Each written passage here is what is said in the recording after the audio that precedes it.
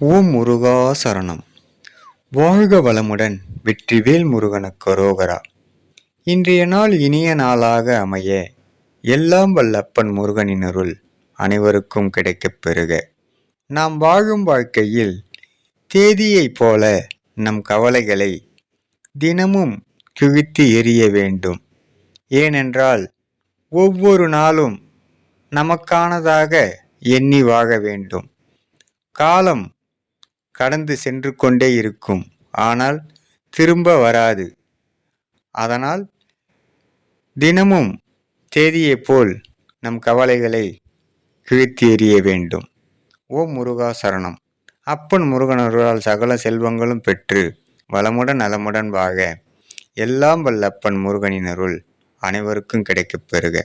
ஓம் முருகா சரணம். வெற்றிவேல் முருகனுக்கு அரோகரா. முருகனின் மகன் ரவிமுருகன்.